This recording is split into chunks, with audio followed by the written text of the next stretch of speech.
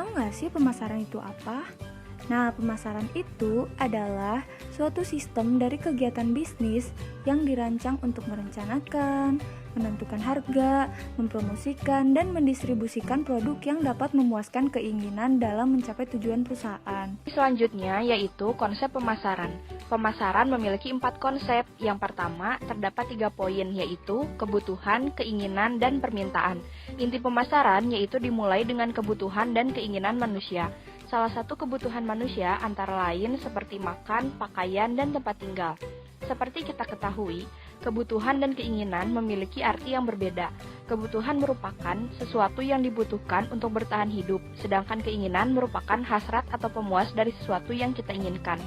Yang kedua, terdapat 4 poin, yaitu produk, nilai, biaya, dan kepuasan. Apabila kita hendak memenuhi kebutuhan dan keinginan, pasti berhubungan dengan produk ataupun jasa. Produk adalah sesuatu barang yang ditawarkan untuk memenuhi kebutuhan dan keinginan manusia. Manusia mempunyai suatu produk bukan dilihat dari fisiknya, akan tetapi dilihat dari segi fungsinya.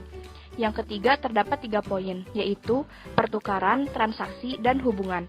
Kebutuhan dan keinginan manusia pada awalnya melalui pertukaran sesama manusia, karena pada zaman dahulu, apabila manusia membutuhkan barang, maka mereka akan saling bertukar barang atau barter sesuai dengan barang yang mereka butuhkan, karena pada zaman dahulu belum ditemukannya uang.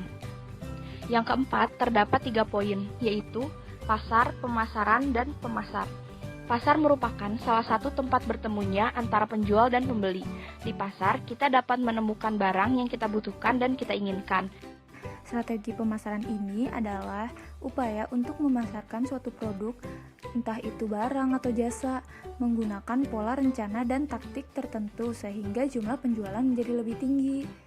Strategi pemasaran ini juga memiliki peran penting loh dalam suatu perusahaan atau bisnis, karena strategi ini merupakan salah satu hal yang dapat meningkatkan penjualan yang ada di pasar. Selanjutnya ada jenis strategi pemasaran yang kali ini terbagi menjadi 3 jenis. Yang pertama, ada strategi pemasaran yang tidak membeda-bedakan pasar atau undifferentiated marketing. Pada strategi ini, perusahaan hanya memperhatikan kebutuhan secara umum saja.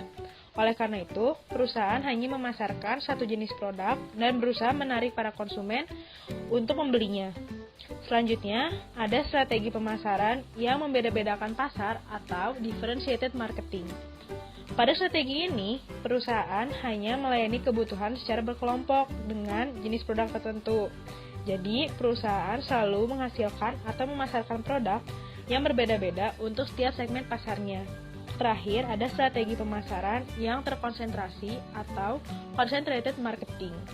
Pada strategi ini, perusahaan hanya mengkhususkan pada satu segmen dengan mempertimbangkan keterbatasan sumber daya perusahaan.